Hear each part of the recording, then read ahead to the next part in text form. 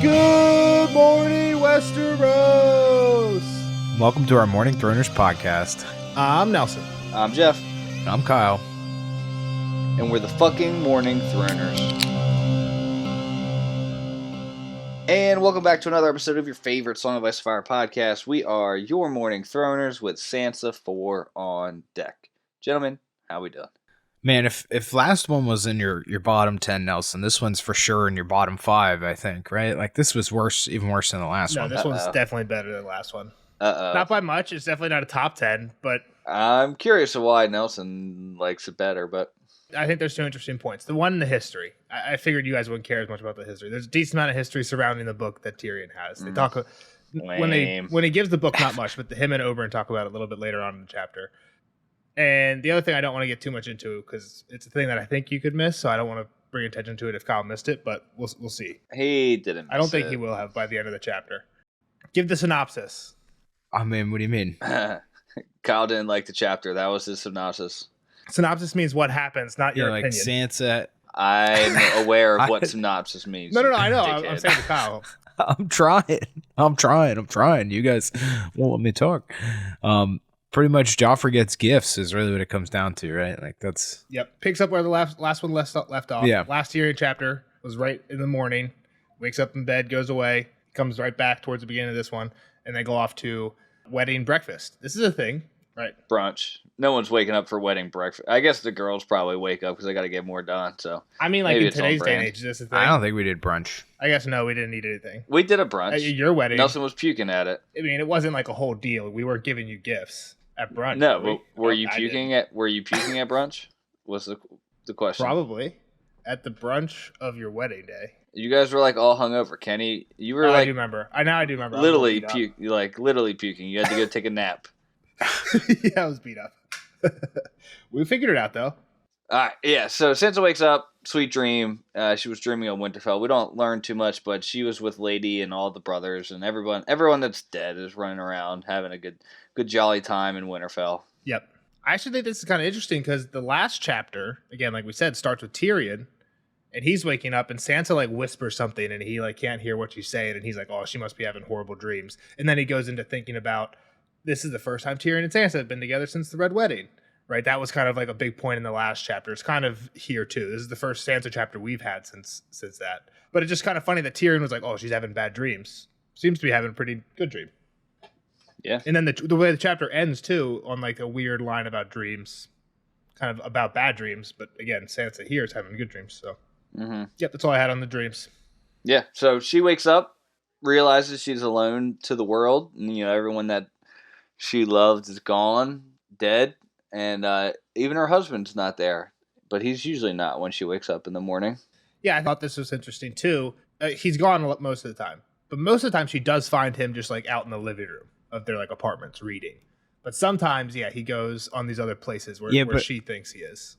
I feel like, I mean, even if he's out there reading, he's gone and come back. Yeah. Yeah. Some of the times that's definitely cover, right? Yeah. So a lot of this is definitely him going to sneak away to see Shay, like we saw in the last chapter. Yeah. So he's not there, and then she starts looking outside the windows, and she sees some clouds doing some color change and shit, some morphing. Yep. Again, I thought this was like, go ahead, Kyle. I was gonna say this was more insignificance for me, right? Like this is what's putting it below that Tyrion chapter for me. If you want to me, it's this type of thing where it's like I don't understand. I actually didn't look this one up, but this is the type of thing that I definitely like want to look up and be like, what does this mean? This has to mean something. I'm just not two seeing huge it. castles. They morph into one. Where's the symbolism? We got colors and stuff. Exactly. Because George doesn't seem to put too many like big chunks in it, like page-long chunks of just nothing. And that's kind of what this seems like. Yeah, exactly. Except unless it's just like Sansa like setting the stage. So I assume there's some symbolism in there, but I don't know what it is. There's colors and descriptions that kind of like raise your eyes, right?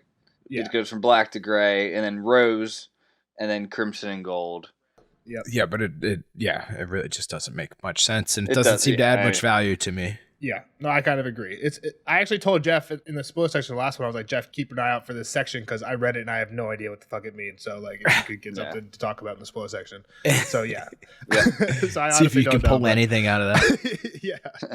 I mean, there's something that, like, I could just pull some really quick symbolism out of it. We're about to go to a wedding, right? I mean, that's two houses two coming becoming together. one. So Yeah, so the two castles, they're gold and red at one point. I was thinking that it's weird because those are it goes from rose, shades of rose and gold and crimson. So, but they were black and gray, which. But the two castles, when they collide, for me, I was thinking that they're gold and crimson, which just seems like the Lannister colors. It's rose and gold and crimson. I mean, rose, we got the Tyrell family, which is the family of roses. Oh, that's true, rose. And technically gold is like a Tyrell color as well. Gold is both Lannister and a Tyrell color.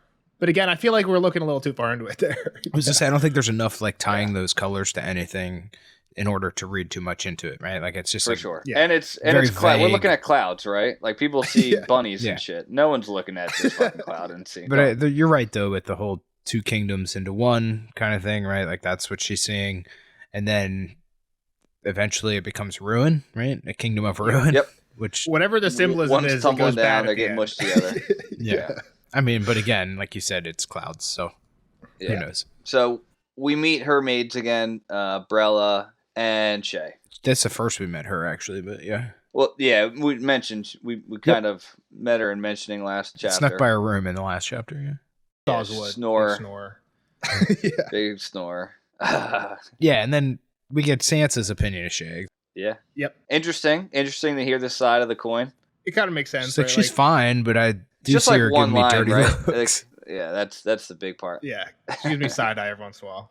I just think it's funny, like how Shay is like trying to cover for Tyrion too. He's like, I wonder where Tyrion is. I didn't see him in the outside. Oh, yeah. She's like, oh, maybe he got called in to talk to Tywin because like Tywin always relies on him for help. It's like, dude, Tywin never relies on Tyrion for help. He clues Tyrion in Yeah. as little as possible on anything nowadays.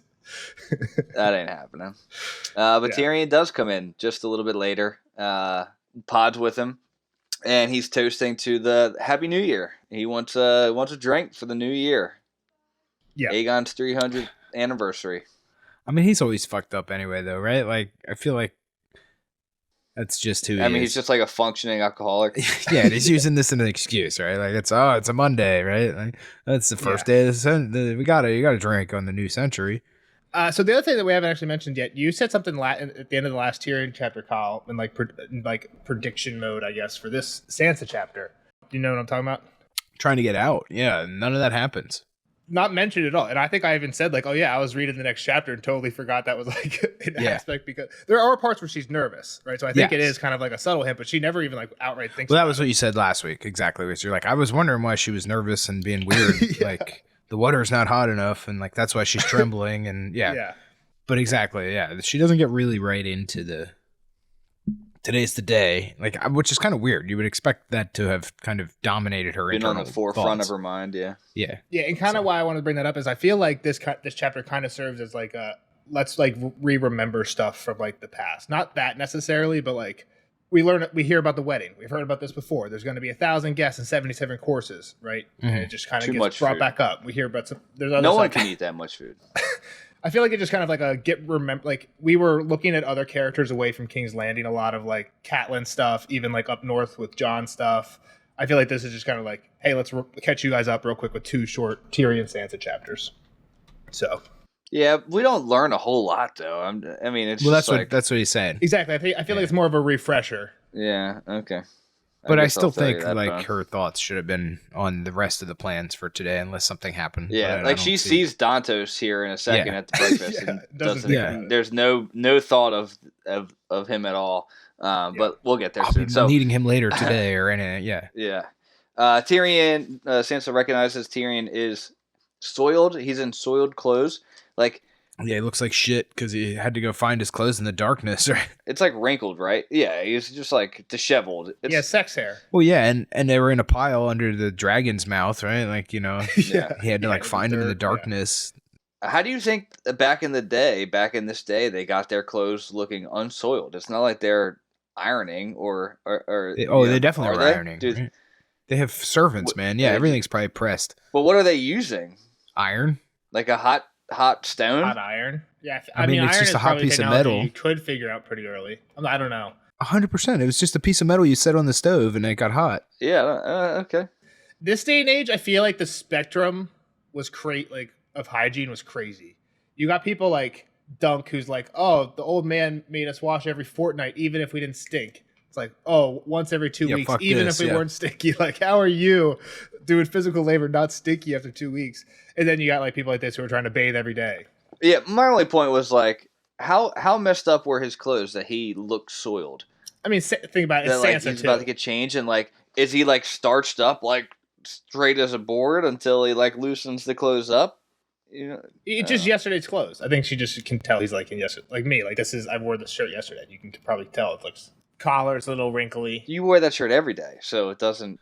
Yeah, you just always but look like it's only been one wear since it's been washed. all your clothes looks like it came straight off the floor. So I don't know how we're. Exactly, that's what the Tyrion looked like. If I took this shirt off and threw it on the ground and picked it up and we did this again tomorrow, you wouldn't have known. If you wore it around all day, You would know with like a dress shirt though.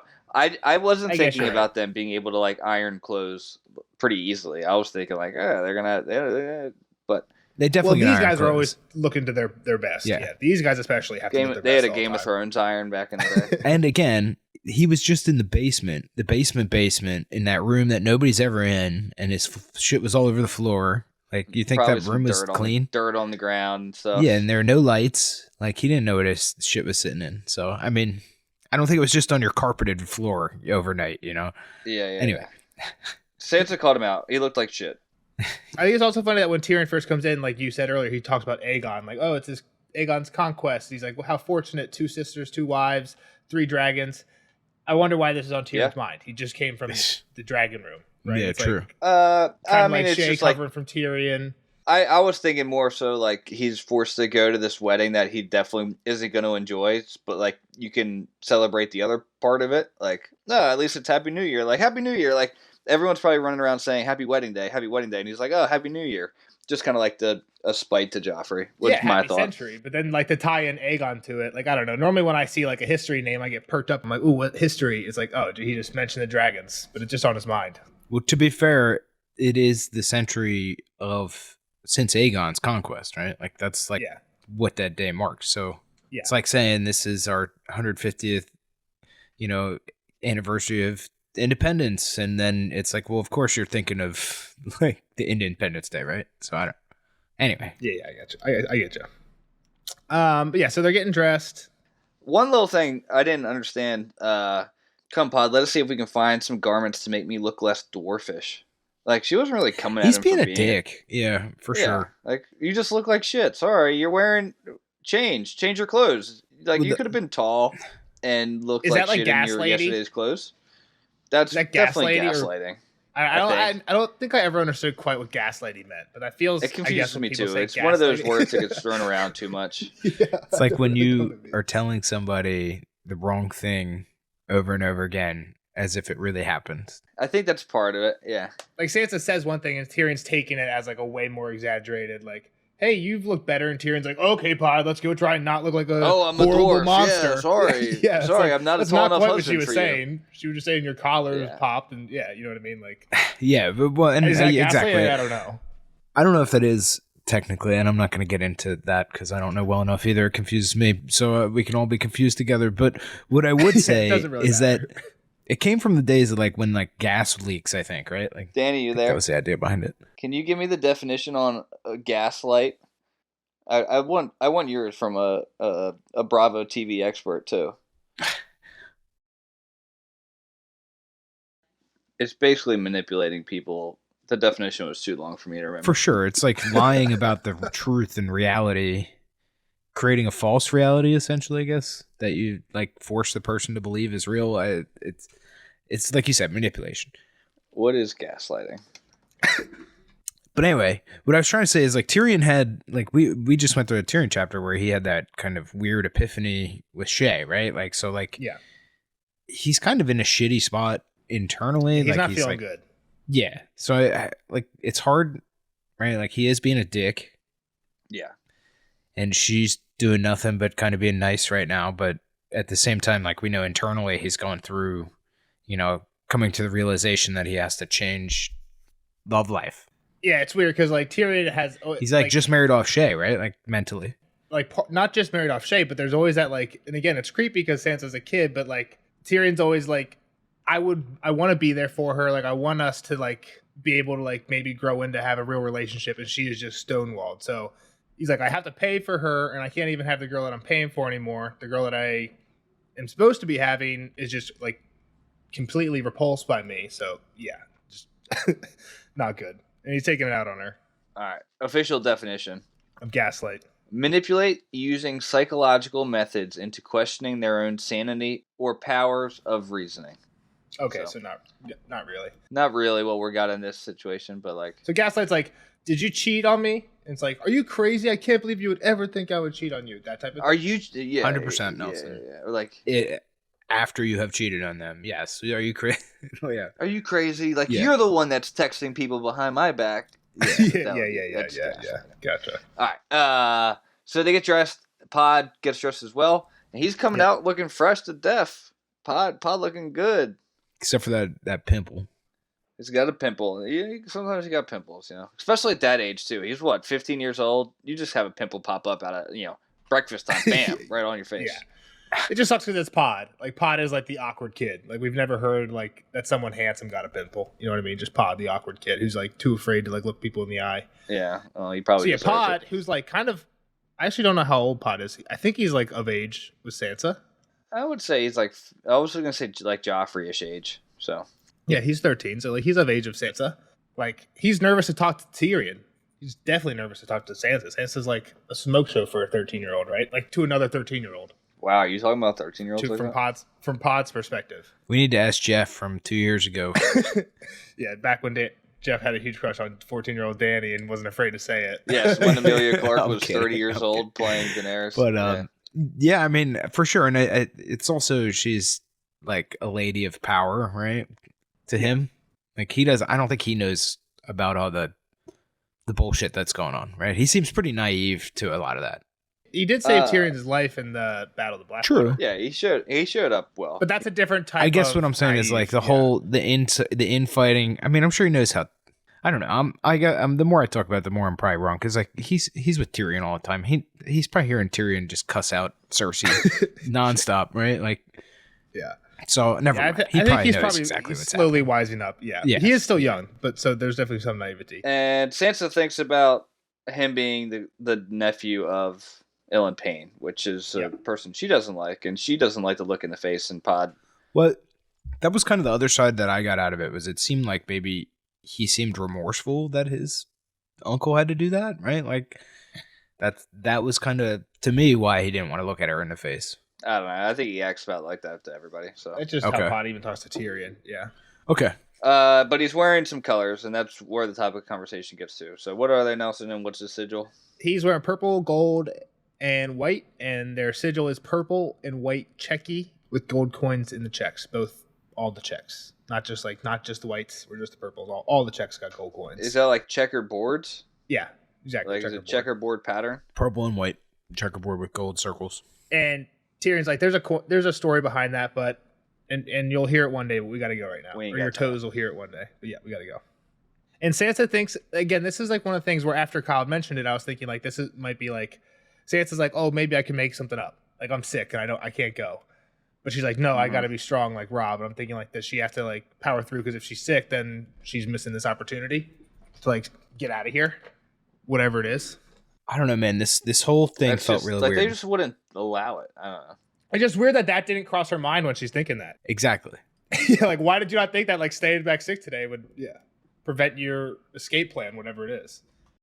Shouldn't that make her escape plan easier? I don't know. I feel like they would put a guard on her or something like that, or have someone watching her. Maybe, yeah. I think George is probably intentionally hiding the escape plan details. That's probably why we haven't got a Sansa chapter for so long, and now we're getting one like right around when she's going to kick off. But like even it seems like he's holding something back. Like Sansa would be thinking about some of this stuff right now, but we're just. That's what I'm saying. It's a very strange chapter. Yeah. So let's get to the breakfast feast. Yep, we're at breakfast. A lot of food here too. Too much food for a 77-course dinner. That's to follow. Yep. But sounds good. She ate a little bit. Dornish egg. I wonder what that is. Huevos rancheros. Tex-Mex eggs. Yeah, hell yeah. And Tyrion didn't eat anything. He just drank. So several cups of wine. So this guy's getting after it. Well, like he definitely knew what was happening today, right? Like he knew he was about to get fucking shit on by Joffrey. Yeah, but like this is breakfast. We still got a wedding to go. You know what I mean? I know, but like this is is going to be the Joffrey show today, and I think he knows what he's in for. There's always that guy at the wedding though that pre-game's too hard. We all know that guy. I don't think. Yeah, I feel like they're your puking at wedding your didn't brunch. have that. We had it. Well, the night before, not the day Nelson. of. We had. But anyway, what I'm saying though is like he just knows what's coming, right? Like, so he's like, I better be smashed. This is gonna be the Joffrey for sure. show. No, like it's awful. It's like being like a Cowboys fan and having to watch like the Eagles and the Giants in the NFC Championship. Like, you got to watch it because it's one of the best games of the year, but you don't want to watch that game. Yeah. So you better be drunk. Yeah. Also, weird, I think we skimmed over it earlier. Sansa was talking about like, oh, these groups, everyone goes to this breakfast except for the Tyrell women, pretty much. They go to breakfast with Marjorie. They got to get the hair and makeup done. She's like, the Lannisters and the Tyrell men. And she's like, it sucks that out of those groups, I technically am coming because I qualify as a Lannister now. Like she's, again, this is the first chapter post-marriage. So she's got that like, name change. That blows that I fall in the Lannister bucket. They've made me a Lannister. Also, Jeff, something along those lines, something I figured you would hate here. What does Cersei give Joffrey here? The cloak, right? Yes. Whose cloak? An old hand-me-down cloak. Her mom's. Yeah. Her mom's. It's a Lannister her cloak. Her mom's sex cloak. Yeah. It's a Lannister cloak. Yeah. It's a Lannister cloak, not the Baratheon cloak. It's a cloak that Joffrey's going to wrap, because as part of like the marriage customs, you wrap the protective cloak over the bride. But is it what Robert put on her, though? Yeah. So, like... Which is weird. Somebody gave it to Robert to put on her. Yeah, yeah. That's weird, too, right? Yeah, why wouldn't Robert would have been like, ooh, what? Yeah, he should be putting a Baratheon We're using my mom's cloak. Exactly, that's what I would think, too. If we're using a hand-me-down... And Robert probably was like, I don't give a fuck. You know what I mean? Like, exactly. Robert probably isn't making a big deal Put the goddamn cloak on. The girl I want to marry is dead. Put the cloak on and get in bed.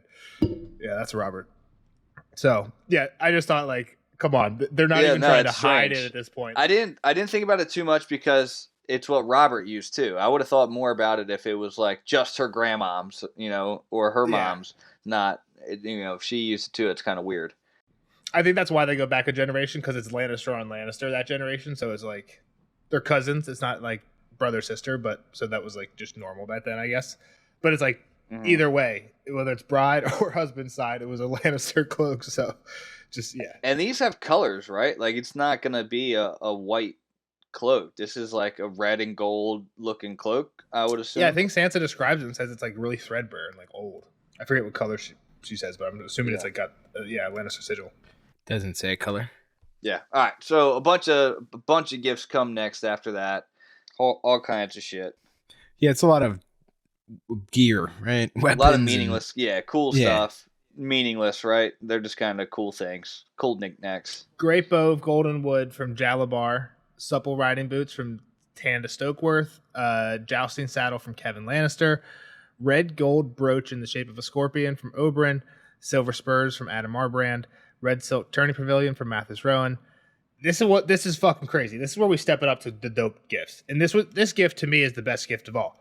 A model of a 200 oar war galley, but there's a real one. The real gift. It's a model of the real gift, which is being built for him out near the Red Wine House, sweet. The Arbor on the other side. It's a 200. That's like the biggest ship we know, right? Isn't like even Stannis' he ship, is the Fury. King Nelson. Right, like this isn't just some dude. It's 100 per side. I feel like there was other. I don't know how big the galleys were. That's big. That That's big. Let's just call it big. I didn't check on this. This guy, Paxton Redwine, has two sons. They're called Horror and Slobber.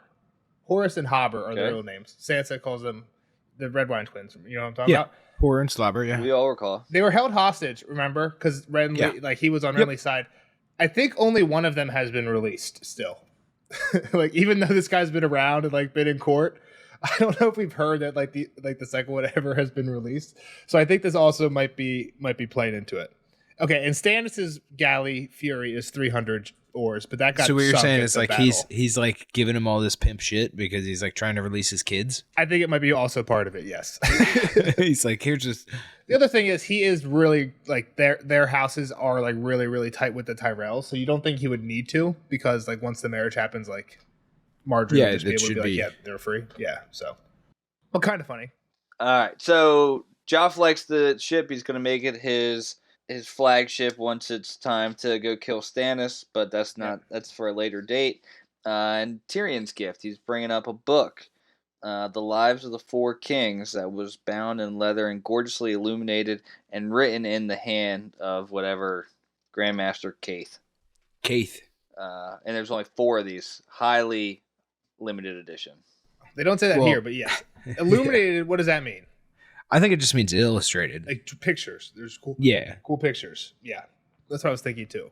We'll hear later on that the illustrations are really cool. They say it like 4 times. Yeah. I know, yeah. Nelson, I thought it was some weird like way it was displayed. Glowing. But or like in some weird box with like mirrors and why not say illustration. But the way they say it later when he's like, there were only 3 or 4 that were done by his own hand, illuminated by his own hand, makes me think that it's illustrated. I was just wondering if that meant like just written by him. Because if so, who cares? But like if it's like there's pictures drawn, then that's cares. I mean, that's still like history. Right? It's still a rare first edition. Don't chop it up. But it's like not as cool as if like you fucking brat. Pictures. It took him fucking 7 swings too. What a bitch, right? Pussy. With the Valerian Imagine steel. trying to read a book. Imagine reading this book in George's handwriting. Yeah, that'd be rough. Just think about 1, how big it would be. 2, how awful it would be. Because I'm just thinking of my own handwriting. Like, and if you had to do it in pen, so they're just like every time you misspell, there's just a scribble. Yeah, scribble. Or you just make a new Game of Thrones word. Grease stains. It might be cool because at some point he might just like turn into my notes where instead of saying like little finger, he just uses like LF and stuff like that, where you get abbreviations, so it somehow goes faster. But yeah, so the book I gotta cut. They do say the book it covers the lives of the 4 kings. Daeron the young dragon, Baelor the blessed, Aegon the unworthy, and Daeron the good. We've heard about some of these recently, actually, so I don't expect you guys to remember, but I'll hit you with trivia time in a little bit. Okay. All right. I think the most bold part of the chapter comes up when Joff's like, "Uncle, what the fuck? A book? Like, you need to stop reading more. You should be, your wife should be pregnant by now. Don't worry, Sansa. I'll come over once I do my duty. I'll be over and I'll finish the job for my uncle in front of the whole family, in front of everybody. Like that's kind of crazy. Wedding morning. That's what I'm saying. Yeah. The Joffrey show, right? Like this is why Tyrion is getting wasted. Like Mace's dad is there, or Marjorie's dad is there. Like it's kind of crazy. What? No, that's what you're gonna do. That's what you're gonna do. Crazy. You're no marrying one my says daughter. Anything like Cersei or Tywin. Nobody says anything. Yeah. That's what I'm saying. That's just the boldest part of the chapter. I forgot Cersei was in this chapter. She doesn't do anything after she gives over the cloak. Like, she never once says like, "Yo, Joff, chill." Like he's just free reign. Yeah. So yeah, you're right. That's what I'm saying. It's his wedding. He can cry. That's what I'm saying. This is why Tyrion was getting smashed early on. And he doesn't say anything. He just keeps drinking. He knew it was coming. Yeah. Yeah. Couple more gifts. So Mace, after this comment, Mace brings up a big ass chalice that's 3 feet tall. Hey, you can drink from this with my wife before you go prepare to cheat on her. Cool chalice. Worthless chalice. Cool, it's like one of those chalices from like the memes where it's like the doctor said I can only have 1 glass a day, and then they have like a giant glass. It's like what this is, right? It's a 3 foot tall wine glasses that can fit a whole bottle. Yeah, golden chalice. Like it's got the different faces on each side.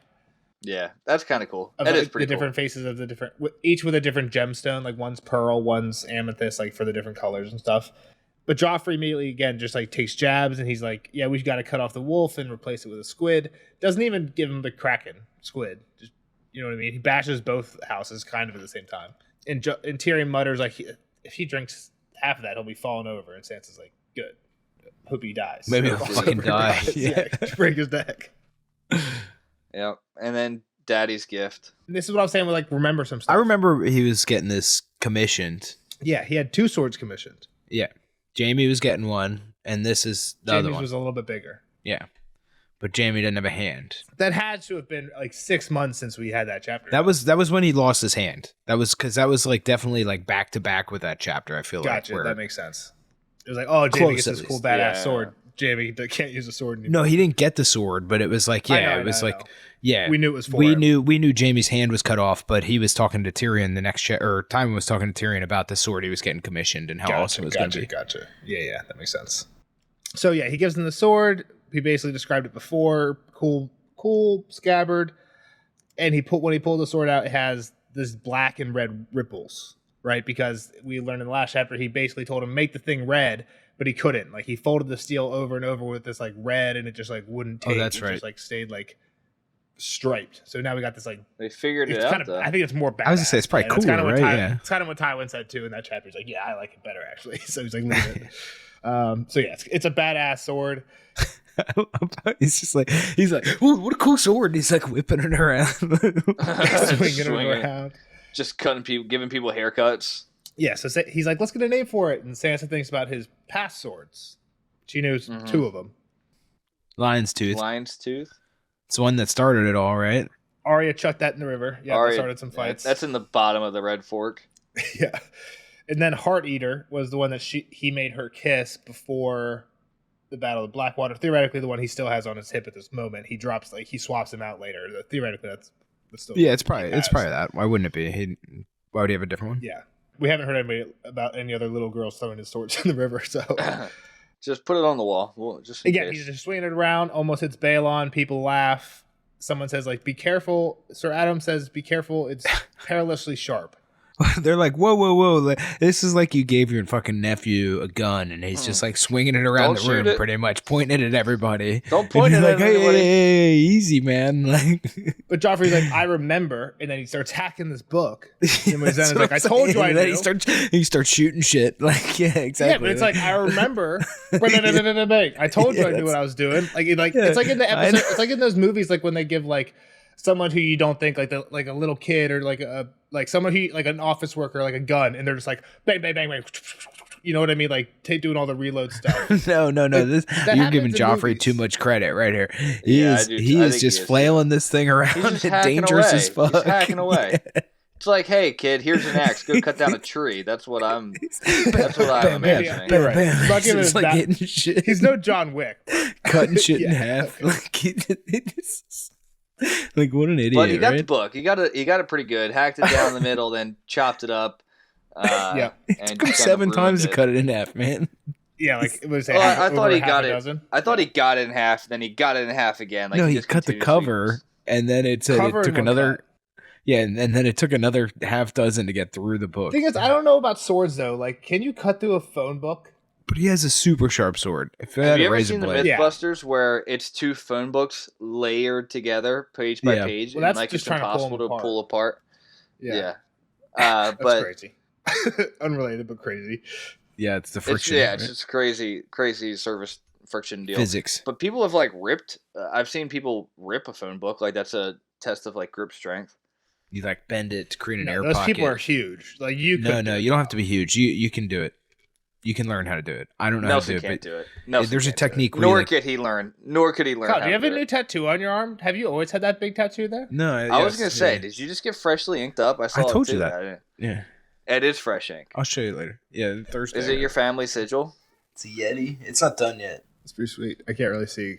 Yeah, just send me a picture. It's a little blurry. I gotta send you a picture. Yeah, show me later. I can't. My boxes are too small for you guys. All right, so. Yeah, book's fucked up, and he's like, "All right, Uncle, like you're gonna have to get me something better than that. Like that was a lame attempt at a gift." Well, hang on, my boy Garland Tyrell. He's like, "Did you know that was one of 4?" Yeah, he's like, "Shit, man! Like you should not have done that." It's pretty much Garland's the brother. Yeah, he's the brother to older brother in between Willis and Loras. Well, you also skipped the one where he's like, Kettle Black was not the guy who had his leg broke. No, he's younger than him. Yeah. Gotcha. He's the one. He's just he's a badass. He's the one that was like fighting like 3 people at the same time in the yard. Yeah. He like danced with Sansa. He tells Sansa that like he's called Garland the Gallant, and he says it was because Willis gave him that name, so they didn't give him like some other worse one like the Gross or something like that. So he just seems like to me like this guy's like the Knight of Knights. He's the most badass American guy. He's like seems like a nice guy. He's well read, clearly here. He's like, that was one of 4. He's first team all Westeros. Team all Westeros, I should say. We also skipped like I said, the part where Kettle Black's like, man, I hope you never hit me with that thing. That thing looks awful. And Joffrey's just like, yeah, I will if I have to. It's pretty much what he says. Make me come after you.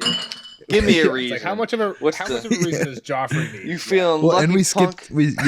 And even Sansa's like, he looks like he wants to kill somebody right now. Like, well, he does just always look crazy. Yeah, I know, but like he's so incensed, man. This guy is nuts. To be fair, Joffrey did have a funny line. And Garland's like, There was only 4 copies illustrated in his own hand. He's like, now there's 3. That's not funny. That's fucking petulant little asshole. Is what that is. Made the other ones more valuable, but that's a funny response. Like, now there's 3. And it's a dickhead thing, but then he's like, Tyrion, your present sucks. It's all cut up. As it, like, just pretending like he got it this way. Like, what the fuck, bro? Like, I demand something. Why would He's you such give a me piece this of book? shit. Like I said, it's the Joffrey show, man. Like, he's a Joffrey piece of shit, but like that one right there, they're like, now there's 3. This is a piece of shit gift, Tyrion.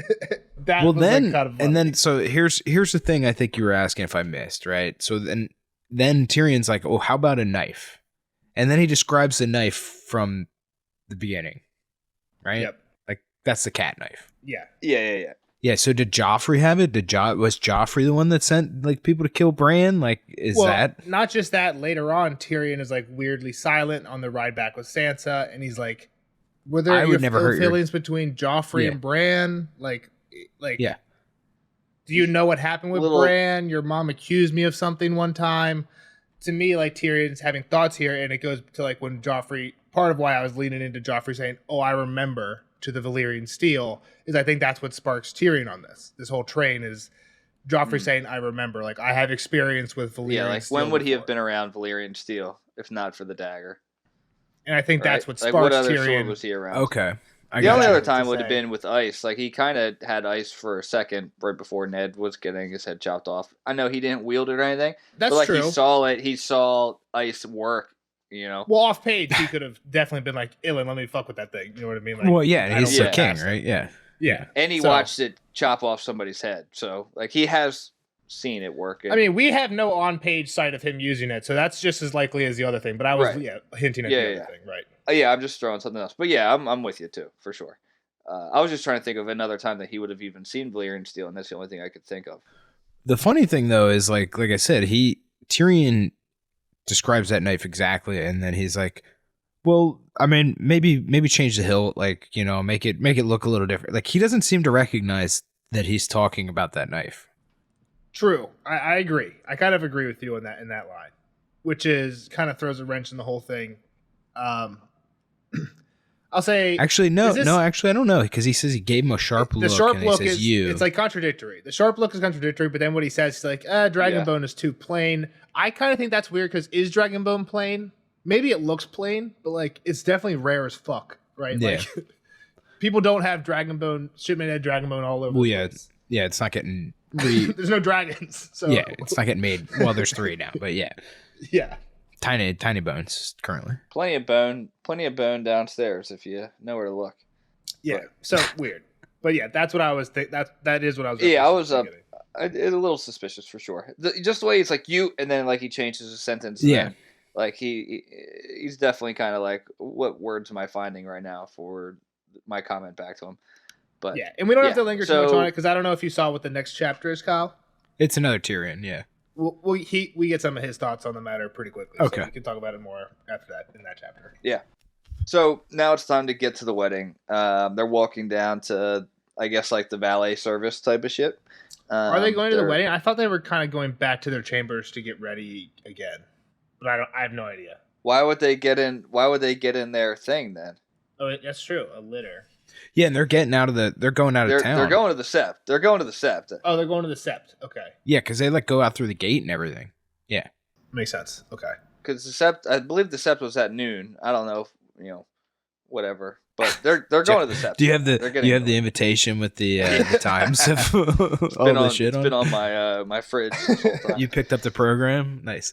Yeah. That makes sense. Okay. Yeah, so they're going to the wedding, I'm pretty sure. And they're in the litter. As they're walking to the litters, Oberyn falls in, and we have a little kind of talk about, I guess this is kind of the history Nelson's getting at. Like, oh, that was a good book. Like, I got to read the official version at the Citadel. Interesting line.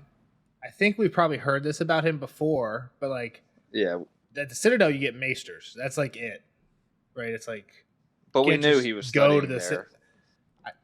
Did we? That's what I'm saying. Like, I don't know if we knew that. It's a little reminder. We know that he's earned links there. Okay, that's kind of what I was getting at. I thought we'd heard it I don't before. remember, to be honest. It's been a long time. In all of the legend of him, like, oh, he did this. He traveled there. He even studied in the Citadel for. He studied at the Citadel. He was with the sellsword company in Essos. I think we have heard about all this. Yeah, exactly. We've heard a some big legend to him. Is this the Red Viper? Yeah, the Red Viper. Yep. Yeah. Okay. Yeah. So again, he's saying I saw one of the other 4 copies, one of the other 3 copies now of this book. It was sick, except he thinks that he gives King Viserys. He's too nice too much to credit. Yeah. Yeah. And Tyrion's like, I have. So Jeff, this is the other thing. You don't know any of these people. This is all post House of the Dragon. So some of them share names, but you don't know any of these people. Is this Dunk and Egg time though? Is this pre-Dunk and Egg? The later of the kings is Dunk and Egg time, and it also is like Maester Aemon time. So to link it all together, this is a quote from John 6 of Game of Thrones, and they're talking about Maester Aemon. His father's father was Daeron Targaryen, second of his name, who brought Dorne into the realm. Part of the pact was that he wed a Dornish princess. She gave him 4 sons. Aemon's father, Maekar, was the youngest of those, and Aemon was his 3rd son. So Aemon's grandfather is one of the daemons we're talking about here. Okay. Doesn't have much significance for me. Sorry. I'm just putting it in perspective. Like, that's fair. It's closer to now than it is to House of the Dragon. Aegon the Conqueror. If anything, that's more for the other fans than you, Kyle. Okay. So yeah, they're disagreeing a bit about this King Viserys, who isn't even mentioned in this book. This is Viserys. That's what I was confused was. He wasn't one of the 4 that were previously mentioned that they talked about the Reims. So, and they get it here like, oh, it should have been the story of the 5 kings, but he didn't rule long enough, or he didn't probably do shit. So what probably happened though was like just in the other chapters about the other kings, he was just pumping his tires more than Oberyn thinks he should have. I'm sure Oberyn. He was probably mentioned in some of the other chapters, Viserys or whatever, pre-king. Oh yeah, he was hand for 2 of these other kings. He was the hand for. That's what I'm saying. And so like he's like saying like, yeah, he gave him too much credit as hand. Yeah, maybe. But Tyrion's like, really, they should actually talk about him as king. Yeah, he ruled for 15 years. They said. I'm sure this is like a Dornish thing, right? Because all these kings are dealing with the conquest of Dorne, which is why when I say like we've heard about some of them recently. One is like when Davos went to for his reading lesson, everybody was reading about this king. And I made a point to talk about it. Like, it's funny because like he was super heroic and everything, but he also wrote his own book. Who? Called The Conquest of Dorne. And that's Daeron the First here. So the young dragon. Okay. So this is the king that the kids at Dragonstone were reading about. Yeah, and they were pumped about him. But then he was like, awesome. He wrote his own book. Like, of course he was awesome. Yeah. It's funny too, because that's why part of why I wanted to read that quote from the Jon chapter. We heard that Aemon's father's father was Daeron Targaryen, second of his name, who brought Dorne into the realm, who's the 4th king we hear of here. Basically, out of these 4 kings, 2 of them are Daerons. The one that wrote the book about the conquest of Dorne isn't the one that's attributed to like bringing Dorne into the realm. Dorne got brought into the realm through a marriage with a Dornish princess. This guy went and actually tried to conquest. Interesting. And I think we kind of hear about what happened in the middle in this little conversation. So let's just go through it. Okay. So they're arguing about Viserys, and Oberyn's like, he didn't even reign that long. And Tyrion, like we kind of covered, he reigned for over a year, plus he was the hand for all of them. And Oberyn's like, he poisoned his own nephew. Part of why these kings are confusing too is because it's not like son, son, son, son. It's like it's all 2 of these are brothers. The same goddamn name. Yeah. 2 of them are brothers, so it's Daeron the First is the first one. He's the one that goes and actually like fights in Dorne. Lots of wars. His brother takes over, Baelor. That's Baelor the Blessed. He just fasted everything. He fasts himself to death is what kind of Tyrion claims because they're like, yeah, the guy that we're not talking about, Viserys, killed him to take over. So that's the order, right? Daeron the First, Baelor, who prayed a lot. Then we have Viserys, the unnamed one. After that, we have Aegon the Unworthy. We've heard, I think, a decent amount about him, but we won't go into it. He's Aegon the Fourth. He had basically he had sex with everybody.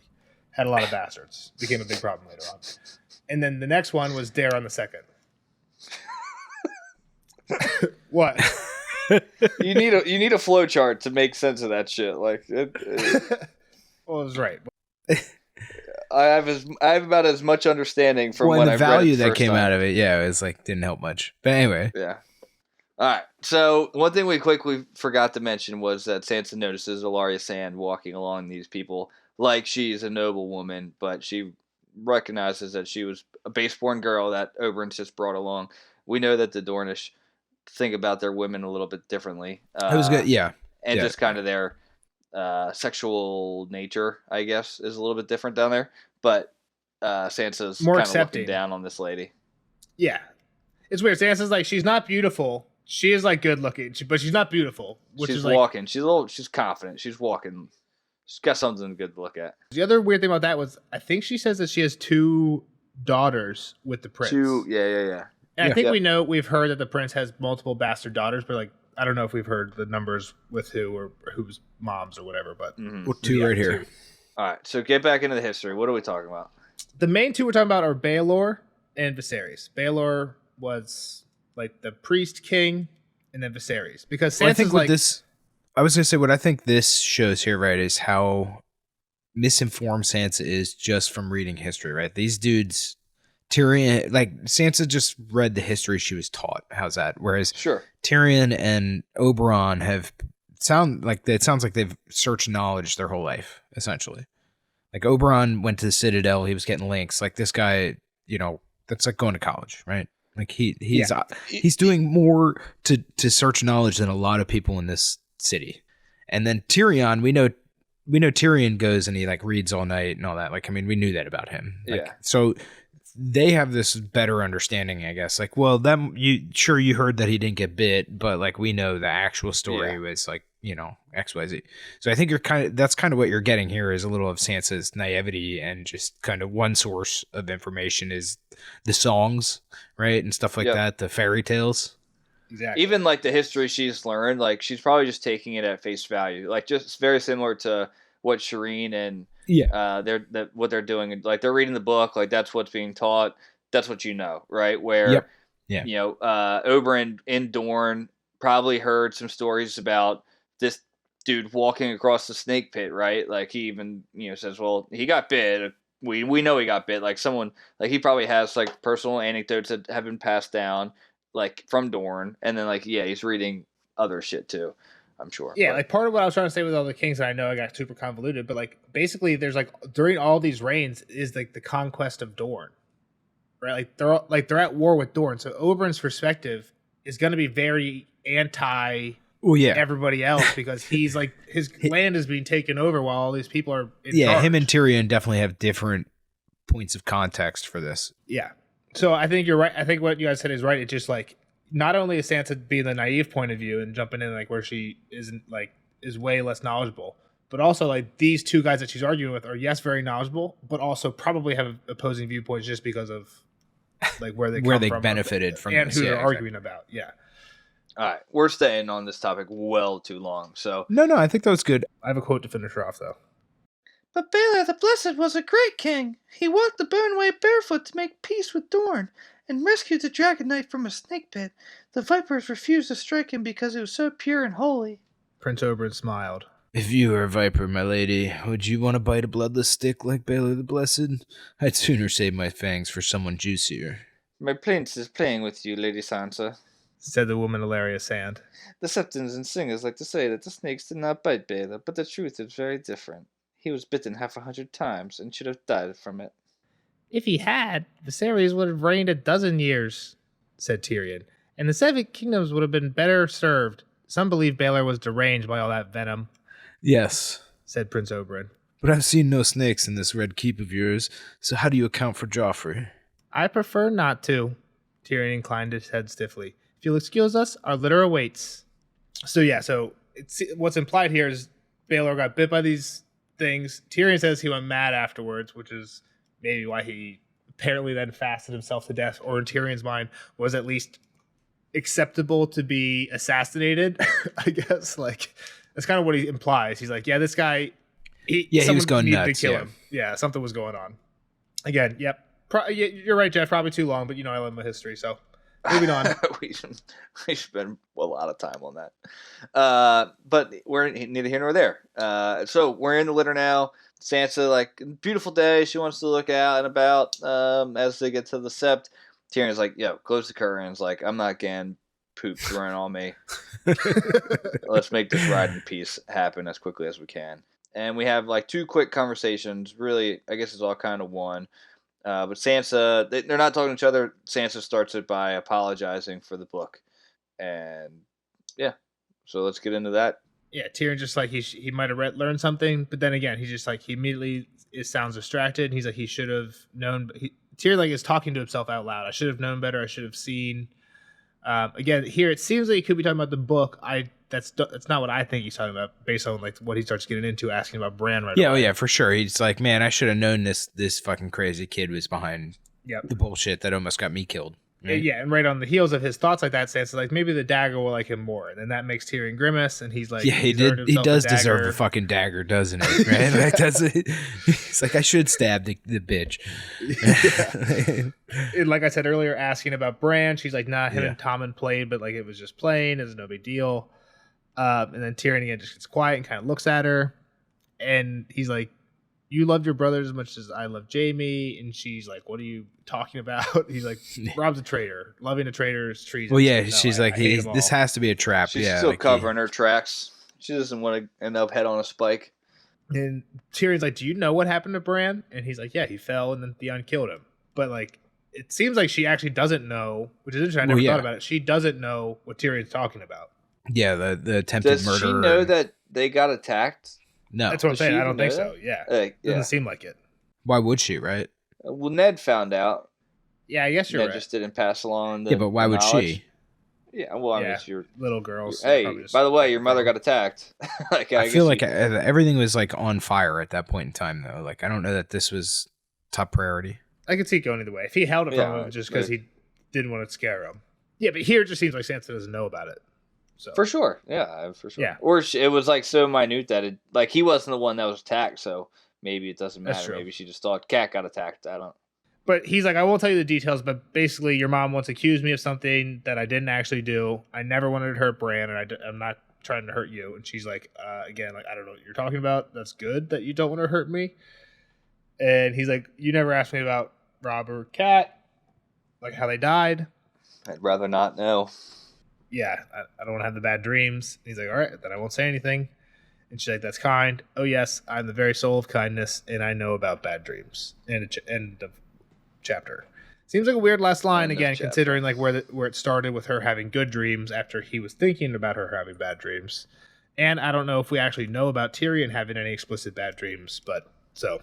Do you think like her comment, but weird end of line chapter. Do you think her comment saying that she doesn't want to have bad dreams made him now think that she's having good dreams, or like she's still seen some dirty, like some bad shit? Like she's I'm sure tortured she has by bad Joffrey, dreams. Her dad's head. Like she's seen. Yeah. I'm sure she probably has bad dreams a decent amount. I guess we don't know that, but it makes sense. Yeah. She's probably having more good than bad, more bad than good. I'd say that. Fair. All right, well, we'll be going long enough. Kyle, predictions? I mean, I guess, stand by. I hope she gets out of here. We'll see what happens, so I don't know. All right, seems like we're going to keep rolling with today with Tyrion, so we'll find out soon. Yeah, so, I mean, I guess, like, if you want to talk about that kind of stuff, like, Tyrion seems like he's trying to come around to her and be not just a jerk, but then we have flashes where he was just I don't know. It's real strange, the dynamic here still. He's definitely softening to her. He's just a drunk dude. Yeah, but as well. So I don't know. Like I said, my hope is that she gets out of here. Like somebody has to. Like I feel like one of the Starks has to be free and heading north at some point, right? Like so much bad has happened to them. Yeah. So we'll see. I'm probably wrong. She's probably gonna get found out. Sansa. Get out, Sansa. We'll find out soon. Well, anything else? I don't know. I mean, maybe she figures out who Shay is at some point here. Interesting. If she doesn't get out. What do you think the best course of the 77-course meal will be at the wedding? Probably like number 4, because like by the time you're still excited, you're still eating everything, and then first few are like soups and salads.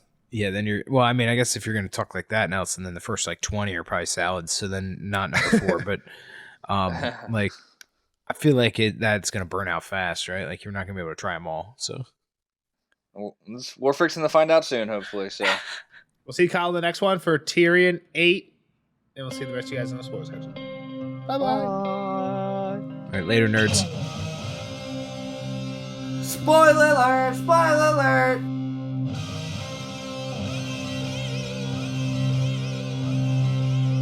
Spoiler alert! Spoiler alert! Bye, Kyle. Thanks for hanging out See you with later. us. Now, on the spoiler section for Sansa 4. Jeff, what we got? Hit me with your clouds thoughts. Yeah. I don't really know if I have too much thoughts on the clouds. I think it's interesting that it's rose and then the crimson and the gold, right? So like I do believe that symbolizes the Tyrell and the Lannister wedding. It's tumbling down, Joff's about to tumble down, but like it's not like the Lannisters really tumbled down that far after this. Like even through all the shit, like they're still pretty solid, and the Tyrells are still pretty solid. So like, I feel like it goes to shit pretty quick. Again, I don't know. It goes to shit, but they're still in charge. They're still in charge. Like at the end of the day, like Cersei has to do her walk. Like in the worst of it all, right? Cersei has to do her atonement walk, right? Yeah. And Marjorie is married to Tommen. I'm just thinking, like very early in wins, they could be out. Aegon's here with support. So they could be out soon, and that could be that being represented. I just don't know how long it takes for Feast to happen.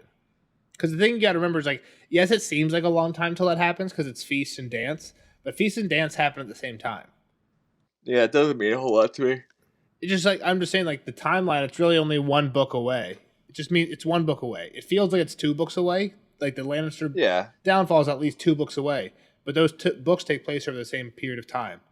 So it might only be like 4 months away. Yeah, but so 4 months after the wedding. One book's calendar could be a whole lot different than another book's calendar in general. Like, oh, we're skipping 2 fortnights to the next time we see symbolism matters more for proximity to when the symbolism was, not for actual calendar days. Gotcha.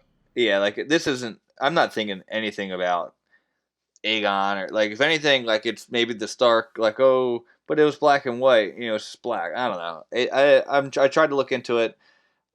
I could see the. I'll say this. I said it in the non-spoiler. It's the marriage of the 2 houses, and it doesn't go very well, right? Obviously, Joffrey's about to croak here very soon, so it's the shortest marriage ever. So that's what I'll say to the clouds. Did you have anything else? So let's just get on to the dagger part of it. Oh, wait. Two hot words. Sweet dream. She woke up from a sweet dream. So I don't know whether that was just like it was a fake dream, like it's a dream and she had to wake up and it's not her life, right? Was that the sweet part about it? Is that she wasn't living with her family anymore? And dawn. Tyrion came at dawn. I saw that too. I feel like there was a lot of dawn talk during the castle part too. This was the words. This was the words in my note. Tyrion usually rose before dawn. Think about that. Think about Tyrion rising before dawn. Bam! Now it's dawn. Lightbringer. He's a Dane. He's been a Dane this whole time. I think that Tyrion rises as in like he dies and then comes back. Rises again. No, I was saying dawn. More like. He like kind of steps up onto the mantle of Nisa and is now wielding Lightbringer. I feel like what I'm saying is more likely. But like I see the Dark what you're saying. Knight. I was saying more like the Dark Knight Rises, like Batman walking the streets to Borough Hall, or to City Hall, and yeah. But yeah, let's talk about the dagger. Is that what we're really talking about this chapter? One thing I had was so Oberyn gives Joffrey a scorpion pin. Yeah, weird. So during the reign of all these kings, after Daeron the First took over, basically he left this guy in charge. He was a Tyrell. He left the Tyrell in charge, basically like make sure rebellion doesn't happen in Dorne. This guy went around making sure rebellion didn't happen, but like every place, every castle in Dorne he went, he would kind of like abuse. He would like take the Lord's chamber, like kick them out of their own chambers, take their chambers, have like a lot of like whores come to him. So he goes to Sandstone, Lord Corgyle. Lord Corgyle takes over his chambers, and Lord Corgyle tells him like when he wants a girl just to like pull the rope, and it'll like signal for a girl to come in. He pulls a rope, and the canopy opens, and he gets rained on by all these scorpions, and that's when Dorne rises up. I don't want to say this to Kyle because we don't know any of this from the book. They rise up and they start fighting again, and the war gets goes over again. Daeron the First comes down. They have a peace treaty, and they just kill Daeron the First under a peace banner. Like they're meeting in this place, and they kill Daeron the First, and like 4 of his Kingsguard die. They're trying to save him. That's when Baelor the Blessed takes over. They had a bunch of Dorne as hostages. Baelor's like, we're going to free these hostages. We're going to make peace. Baelor walks through the Boneway. That's when all this shit happens. He brings them back their hostages. And to get his hostage back, he has to walk into a pit of vipers to rescue someone. That's when all that shit happens.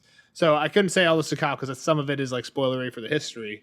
What's cool about this is this isn't in Fire and Blood. This is all post Fire and Blood, right? Because this is after, like, this is closer to now than it is to Aegon's conquest. So a lot of what we have is just from like the World of Ice and Fire, which is like there's still bad blood. We got bad blood around. We just don't know a lot about the truths here. We have like a lot of high level. Like what I'm saying is like literally everything we know. The histories could be written in a point of view to not give us a whole lot. Well, exactly, and even here, like Oberyn and Tyrion disagree. These two disagreements are the only two like things we know about like what could have happened here. Like. He got bit a lot. That's agreed. Like, did he actually get? So, are you saying the Scorpion gift is kind of a gift of like bad faith? Like, hey, we're dropping a Scorpion. Well, like we're about to poison your ass, type of thing. But you said exactly. Oberyn wasn't it. You said Oberyn wasn't in on it, or you thought it was too much if he was. Doesn't seem like Oberyn's in on the Joffrey thing, but I think there's theories that Oberyn was poisoning Tywin. Like that's why Tywin's body stinks and everything. When he dies, why he's pooping on the toilet, why he's like constipated and has all these shitting issues before his death, and why his body stinks really bad afterwards because Oberyn had actually poisoned him. Tywin, not Joffrey. But yeah, I think that's what people think about with the Oberyn Scorpion thing is the Corgyles dropping scorpions on Lord Tyrell, especially because it's Tyrell, and that's who Joffrey's marrying. Next big thing is when Mace gives him the chalice. Joffrey says he will drink deep. Him and Marjorie will drink deep at the wedding. I just think it's weird because the main thought is Joffrey dies from drinking from this chalice. So he's like, "Oh, thank you. I'll drink deep." And that's gonna kill him. Yeah, I thought you meant it was because of cake, though. I thought we were off that. I thought we were on cake. That's a theory I like, but when we do the podcast, I like to talk about the main accepted thing. The accepted thing is Joffrey dies from the poison wine.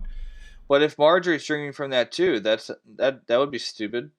I agree. So I think that's the thing that we should look out for when we read the next chapter to see if like Marjorie. Because again, the thing is, you got to remember in the show, we see the scene where Olenna's telling Marjorie after the fact, like, "Hey, we were in on this." In the books, we never see that. So Marjorie might have been in on it the whole time. So you're just saying she wasn't like she known just like wasn't drinking, or I would say exactly. She knows not to drink. Exactly, she knows not to drink from the chalice. You can't let the shows. But that's kind of suspicious. Like, hey, wife, drink from our marriage. That's what I'm saying. We should pay attention. Okay. We should pay attention to it next chapter, right? Yeah. It's definitely weird when Lady Olenna messes with Sansa's hair. It's definitely weird. Yeah. Like I've read that. I have a comment, and it really was like a big show difference, but Jaime's not here. Like, I think that's big different. Yeah. And I looked. It is a big difference. He's the chapter after Tyrion. So, and the first line is the king is dead. So hopefully Kyle doesn't flip too far ahead. I think the next Jaime chapter is him getting back. Starts with him at an inn outside the city. People are talking about it, and they're like, "Damn, they don't know." He's thinking like, "Damn, they don't know it's my son." Then he gets back in. Nobody recognizes him, and stuff like that. But it's just interesting that I was gonna be like, "Yeah, do we know where Jaime's at right now?" Because he's obviously kind of present during this whole thing in the show, which it's not that big of a deal. Like, I don't know if it'd be any different, but just interesting. Jaime's not there yet. Yep. Last thing, along with the chalice, after they talk about the chalice, Tyrion's like, "Yeah, he's gonna drink so much he falls over," and Sansa says, "Yeah, and break his neck." Yep. Again, that's not quite what happens, but the main thread is there. Something with the chalice is gonna cause Joffrey to have death-related issues related to his neck. Yeah. Right? Again, it's like kind of like a weird line of events, but you can see how there's like some weird symbolism there. Even just like the fact that Tyrion's going to be suspect number 1 here coming up, and he's like, "Yeah, Tyrion deserves a dagger right now." Like, saying we should stab him. So thing, like, people are hearing him threaten That one was only Sansa, but you're right. I think there's a lot of Tyrion like leaning into. There's a driver of the litter, right? Like there's got to be somebody. There's a hand. There's always a handmaid. I'm sure Brella's riding along too, type of thing. There's a lot. Yeah, there's a lot of him, Tyrion, just in general, like making it very clear him and Joffrey do not get along throughout the chapter. And along those lines, the last thing I had is basically the big argument Oberyn and Tyrion have about this book is, did Viserys poison his nephew Baelor to take the throne? That's exactly what Tyrion gets accused of, poisoning Joffrey.